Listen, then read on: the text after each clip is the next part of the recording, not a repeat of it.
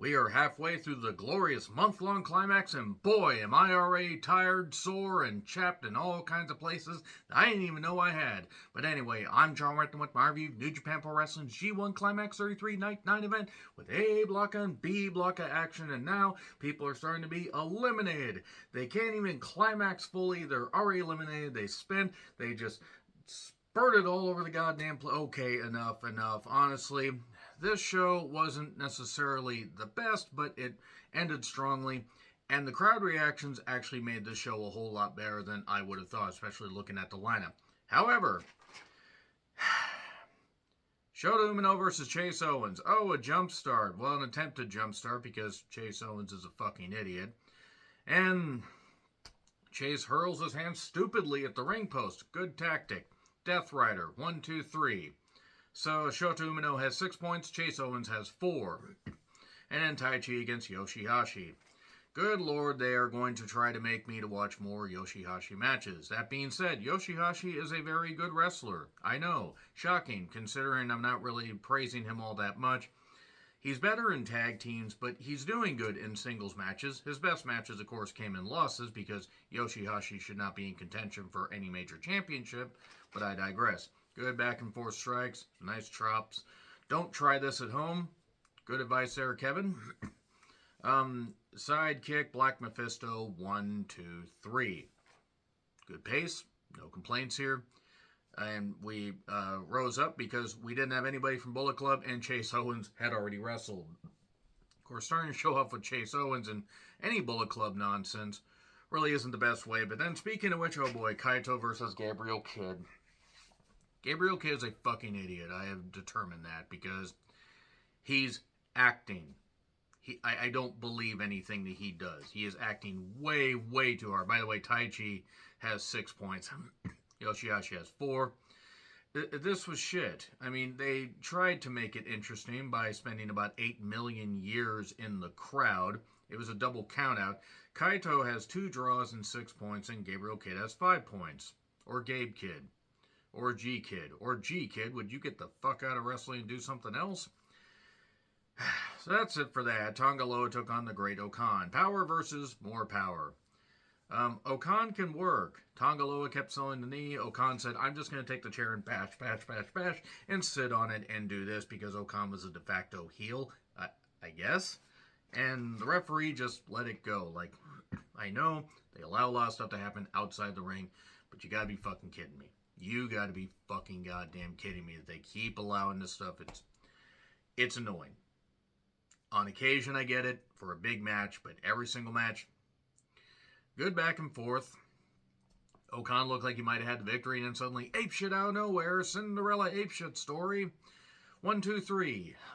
Tonga Loa with 4, Okan with 2. So Okan's pretty much out of the goddamn running because we have Sunday, which is C, and she wants the D block of action, and then Tuesday and Wednesday, so the first and the second, I believe, those might be Human Centipede together, just depending on time and tiredness, because I've got a long, I've got some stuff to do on Wednesday and on Thursday because I have my days off shifted, by the way. So yeah, there you go. And then the 5th and the 6th will be Human Centipede together, and then we're going to start to get to the quarterfinals, the semifinals, and all that, whatever. So yeah, Tonga Loa won, and then Hikuleo took on Yota Tsuji. Okay, Yota's smile again is off-putting. I don't know why I'm so hung up on that. Hikuleo did his best in the singles match that I've seen, pretty much in this G1, but also since he basically has been doing more singles matches, at least as far as big stakes. The crowd was split. This was good. It wasn't great. I don't think that Hikuleo is bound and set to be a long-term singles wrestler. I think tag or multi-man matches will be the way to go. Hurl yourself stupidly at the post. Good tactic right there. At one point there was a Rana into the barricade. I thought Hikuleo really fucked up his neck there. He might have gotten a stinger because he wasn't moving all that great. Maybe don't anger the 6'9" man that has hands the size of goddamn frying pans. Falcon Arrow for 2, good back and forth. And then you've got a big old snap slam by Hikuleo. And a big old choke slam, 1, 2, 3. Hikuleo has 4 points. Yota Tsuji has 3. So much for being one of the 3 musketeers. Fitting, actually, for 3 points. Granted, Yota Tsuji, Shota Umino, and, who the fuck's the other one? Ren Narita. There we go. Sorry, he's up a little bit later. I mean, I get you don't want to give them a ton of points, but Shota has 6. So he's at least in the running. I mean, he's not going to be in the quarterfinals. I mean, he might be. Who knows? I mean, it's really hard to tell. We're getting down to titty gritty, as they said. I think that's what the kids say, or what the kids used to say. I don't know. Some of the losses, some of the decisions have made me question, what the hell's going on. Like the decision to have Kenta versus ELP have a match before the match started. More Bullet Club stuff. The bell never rang because Kenta never. He kept stalling and stalling. They dove into ELP dove into the crowd. They went over the barricade, into the crowd, a bleacher bump, and ELP ended up getting busted open during this whole thing. He almost climbed up on the truss. That's what I would have called a truss fall. Yes, bad pun. I know. I don't care. It's early. And then eventually they go around the ring, but they don't get into the ring. A DDT onto the table, and then Kenta throws him in the ring, and then finally the bell rings. He hits a drop kick in the corner. ELP staring up at the spotlights until inside cradle 1, 2, 3. 19 seconds officially for the match.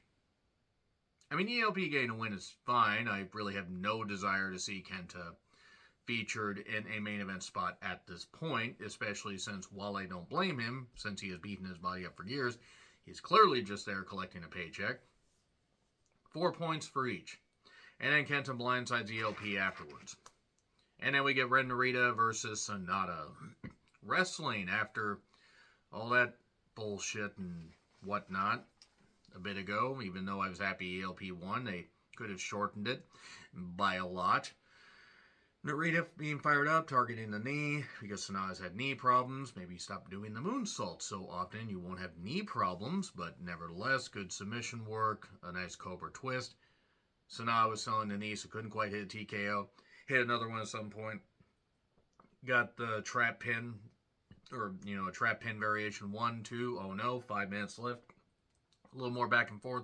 Dead fall, 1, 2, 3. And Sonata has 10 points, cementing himself a place in the quarterfinals automatically with, I believe, 2 matches left. And Ren Narita has 2. Yeah, he's fucked. His chances are fucked. And then Will Ospreay versus Kazuchika Okada. Yes to this, yes to this. Yes, I'm sorry to report, folks, that Will Ospreay may be in the running for some people's Wrestler of the Year. I don't know about mine.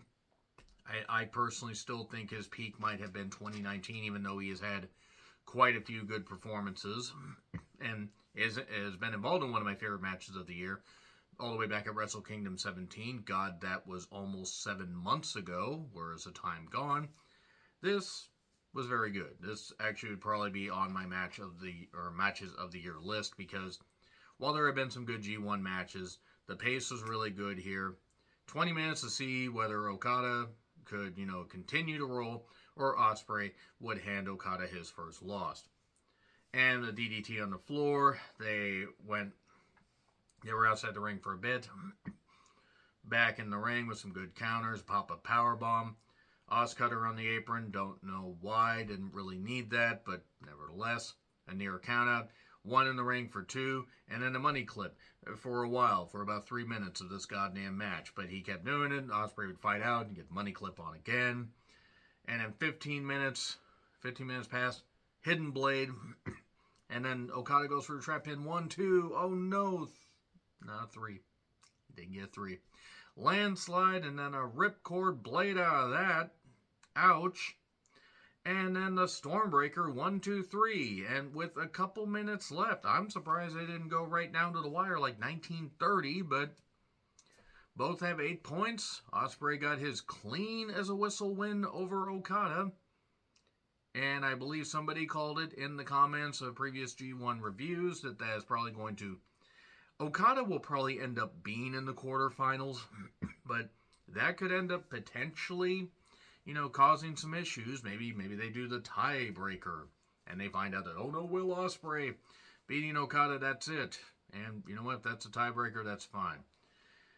That being said, wouldn't mind seeing this match revisited in the quarterfinals. They got to work on the G1 here and figure out the formatting. Okay, so again, at the end, the Sunday review, the Sunday show will be reviewed that afternoon, evening. The first and the second, likely Human Centipede together just because there's a Dark Side of the Ring episode and I've got work that day, and also just figure I'd, block it in there. Got a lot of movie reviews coming up later today and also next week, so watch out for that. And then once we get, it'll be the quarterfinals, the semifinals, and the finals. And there we are. So anyway, agree, disagree, what I said, like, share, subscribe, Twitter handle in the description. I'm John Recklin. I'll see you soon.